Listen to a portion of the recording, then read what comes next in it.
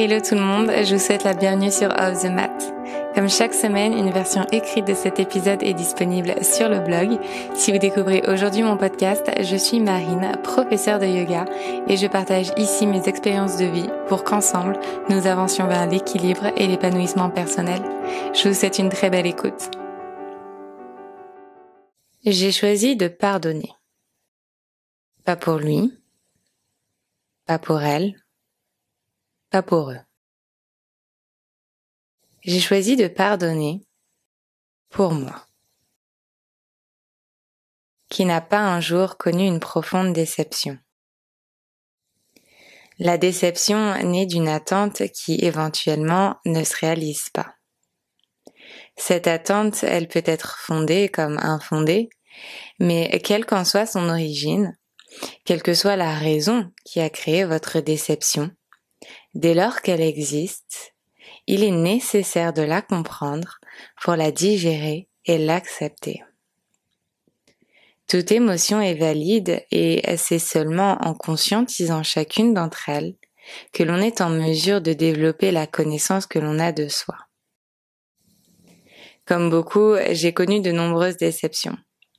Et mes plus grandes déceptions ont toujours été humaines, relationnelles j'entends, aussi bien en amour qu'en amitié. Chaque lundi en newsletter, je partage avec vous des mots doux inspirants, des partages d'expériences, des réflexions personnelles aussi, qui m'ont permis de tirer des enseignements de vie. Il n'y a aucune déception que je regrette d'avoir vécue, parce que chaque blessure qui s'est dessinée sur ma peau m'a rendue plus forte et plus entière, plus authentique et plus véritable. S'il y a une chose que je regrette à l'inverse, c'est la rancœur, que j'ai entretenue des mois, des années qui ont suivi ma déception. Mes plus grandes déceptions ont toujours été des déceptions amicales. Plus vous êtes entier dans vos relations, plus vous prenez le risque d'être heurté par autrui. Il y a deux concepts que j'ai déjà abordés sur ce podcast qui sont les notions d'individualisme et d'attachement et par extension d'incompatibilité émotionnelle. L'individualisme humain, c'est ce mot de notre société, celui de vouloir se protéger coûte que coûte, de faire dans son intérêt propre plutôt que de penser collectivement. L'individualisme, c'est selon moi une forme d'égoïsme qui abîme nos relations aux autres. L'individualisme est humain, mais il est objectivement plus présent dans certaines sociétés que dans d'autres. L'individualisme se nourrit du manque d'empathie et du manque de sensibilité. Puis il y a l'attachement. L'attachement peut prendre de nombreuses formes, mais c'est ici l'attachement à soi qui rentre en jeu, l'attachement à l'ego. Lorsqu'on s'attache à ses sentiments et à son orgueil, c'est là en fait que la rancœur naît.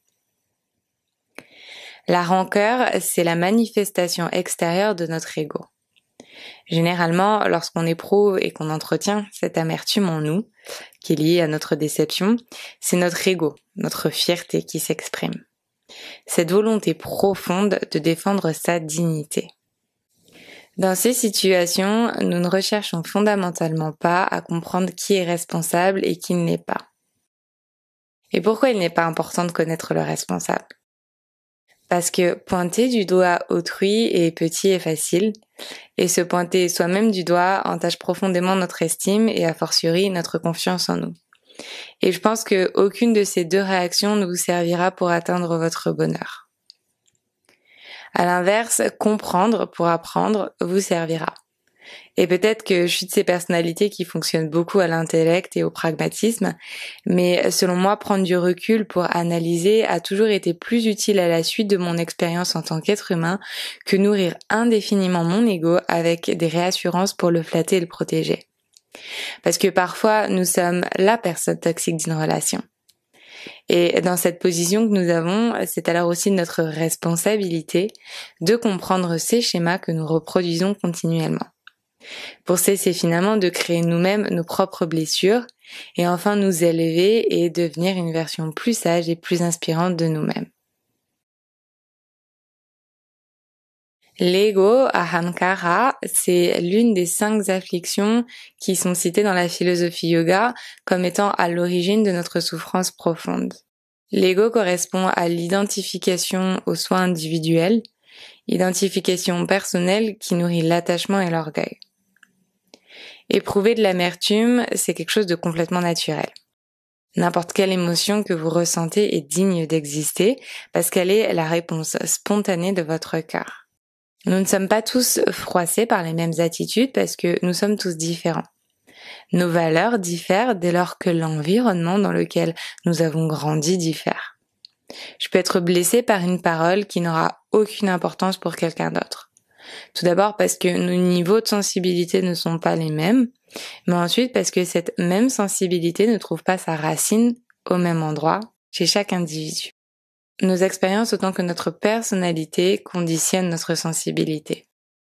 À l'inverse, entretenir de l'amertume, c'est un choix conscient et contrôlé.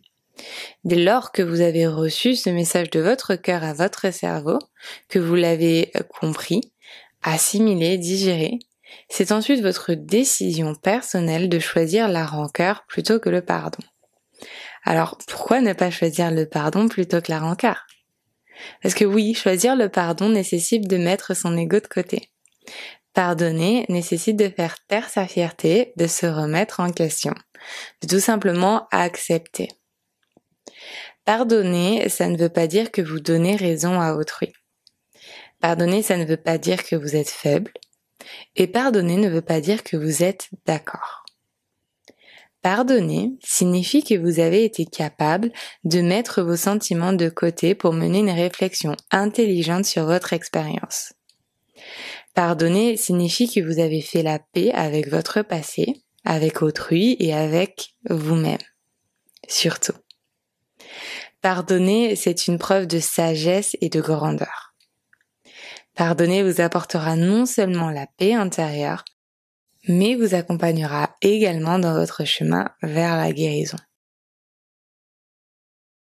Toute personne qui rentre puis sort dans votre vie y est passée pour une raison bien spécifique. J'ai toujours cru en la réincarnation autant que dans la loi de l'univers. Rien n'arrive par hasard et tout arrive pour une raison bien spécifique.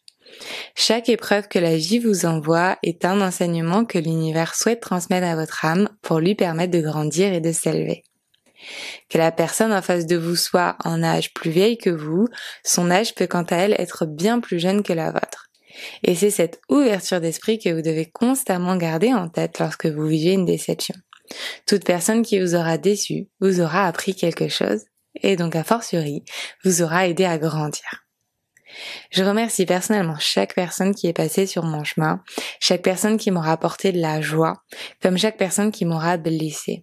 Car c'est au travers de ces épreuves douloureuses que j'ai été en mesure de développer une meilleure connaissance de moi. Sans blessure, il ne peut y avoir de guérison. Envisagez donc le pardon comme le pansement indispensable à votre blessure pour lui permettre de cicatriser. Si vous laissez trop longtemps à vivre votre blessure, elle risquera de s'infecter, de se dégrader. Alors que si vous la pansez, elle pourra plus rapidement et plus sainement guérir. Ne pardonnez pas pour satisfaire la volonté de quelqu'un d'autre. Ne pardonnez pas pour vous prouver ou pour prouver à quelqu'un d'autre quelque chose. Pardonnez pour vous offrir la paix et la sérénité intérieure. Plus vous cultiverez la rancœur, la haine, la colère, plus vous créez de l'espace en vous pour laisser ces émotions fleurir. Cet espace, c'est celui que vous ne laissez pas à l'amour, au bonheur, à la compassion. Le pardon vous permettra de tourner la page d'un chapitre achevé de votre vie. Je vous parlerai la prochaine fois de la communication, de l'écriture et de la manière dont justement l'écriture et le fait de me reconnecter à moi m'a aidé à guérir. Et ce podcast et le yoga globalement, c'est aussi se communiquer à soi-même, c'est s'écouter, mettre des mots sur nos mots, pour nous aider à mener cette réflexion intérieure pour prendre des décisions qui nous aideront à aller de l'avant, qui nous aideront à guérir et à penser nos blessures. On porte tous des blessures en nous, c'est certain, parce qu'on vit tous des expériences qui sont douloureuses, que ce soit des déceptions amoureuses ou amicales comme j'en ai parlé par rapport à mon expérience, mais aussi des déceptions par rapport à des projets de vie que l'on avait, se retrouver face à des doutes, se retrouver face à des incertitudes. C'est toujours quelque chose qui est difficile à gérer. Ce qui est important, c'est de pas cultiver en fait ces émotions. Encore une fois, et je le souligne, c'est important, c'est vraiment très important d'accueillir les émotions qu'on ressent, d'accueillir la peine, d'accueillir la tristesse, d'accueillir la peur, d'accueillir l'incertitude, mais de pas rester bloqué sur ces émotions et de les cultiver. Plus vous porterez votre attention sur ces émotions, plus vous en parlerez, plus vous leur laissez de la place pour grandir et pour s'épanouir et finalement pour vous oppresser et pour créer ce sentiment encore plus étouffant à l'intérieur de vous. À l'inverse, écoutez ces émotions et ensuite tournez votre regard vers l'intérieur, vers quelque chose de plus grand, de plus positif, pour finalement vous aider à transformer ces émotions dites négatives en émotions dites positives qui vont vous tirer vers le haut. Là, c'est quelque chose qui vous servira. Je sais que le développement personnel, la pensée positive, c'est parfois un concept qui peut sembler un petit peu, abstrait. Et je l'entends totalement, mais je pense que c'est aussi important de faire le pas, de se pousser justement à essayer de penser un peu différemment. De se faire parfois un petit peu ce petit pep talk, comme je l'appelle, ce petit discours motivant à soi-même pour voilà s'encourager à penser différemment, à ouvrir son esprit, à ouvrir son cœur et une manière un petit peu différente de penser. Et je sais que toute chose nouvelle peut être un petit peu déstabilisante, qu'on peut sentir parfois un petit peu ridicule parce que tout simplement c'est différent. Mais j'ai toujours prôné d'essayer justement la nouveauté, de prendre des risques, de se jeter vers quelque chose qui est finalement inconnu. Et clairement, l'inconnu fait peur, mais l'inconnu, parfois, la nouveauté, l'excitation, tout ça, peut nous aider justement à nous élever, à nous tirer vers le haut. Et peut-être que tout ce que je vous ai dit jusqu'à présent n'a pas forcément résonné en vous, mais peut-être que justement vous tournez vers quelque chose de nouveau, que ce soit le yoga, que ce soit le développement personnel, mais ça peut être complètement autre chose, ça peut être le dessin, ça peut être la cuisine, etc. N'importe quelle activité nouvelle qui va finalement vous permettre de vous tirer vers le haut. C'est finalement ça qu'on cherche dans la pensée positive, c'est trouver quelque chose qui va aider notre esprit à se sentir bien. Quelle que soit l'activité que vous trouvez, ça n'a pas vraiment d'importance tant que c'est quelque chose qui vous inspire. La dernière fois, justement, je vous parlais de suivre les bonnes personnes sur les réseaux sociaux, de trouver des personnes qui vont réellement vous inspirer, plutôt que des personnes qui vont créer des émotions négatives en vous et qui finalement vont vous tirer vers le bas.